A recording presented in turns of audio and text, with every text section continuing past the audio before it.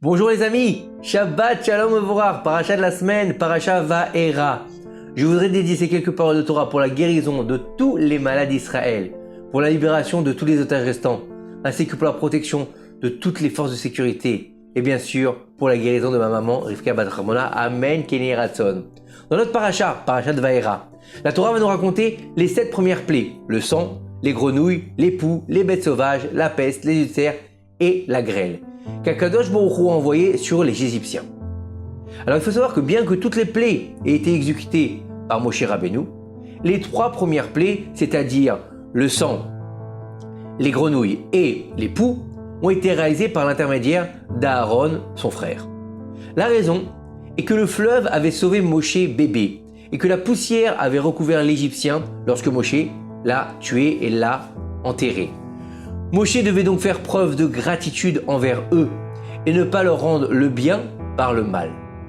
Par cela, nous apprenons le devoir de gratitude qu'on appelle en hébreu la hakarat hatov, même avec le minéral. Rabbi Nachman de Breslev, que son mérite nous protège, dans le Likutei Etzot, il nous dit qu'il faut prendre grand soin de ses habits et ne pas les dénigrer, juste les préserver des taches et de la saleté, car même les vêtements eux-mêmes jugent l'homme s'il ne respecte pas comme il faut. Vous vous rendez compte jusqu'où ça peut aller? Plus un homme est important et plus il doit faire attention à sa tenue. Même si on dit que l'habit ne fait pas le rabbin, il faut quand même faire attention.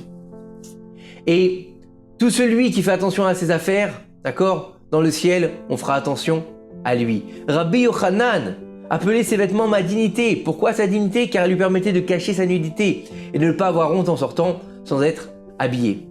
Et si envers l'inanimé, nous devons faire preuve de hakarat hatov, alors à plus forte raison envers les êtres humains.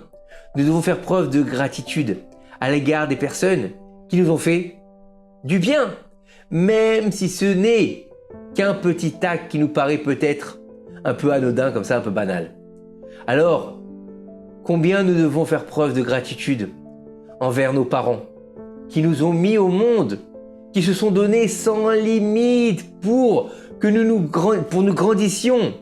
Quelquefois, ils ont fait preuve d'abnégation pour nous, une abnégation totale. Il est clair qu'il est formellement interdit de les oublier jusqu'à la fin des temps. Peu importe leur niveau de religiosité. Ça, c'est très important.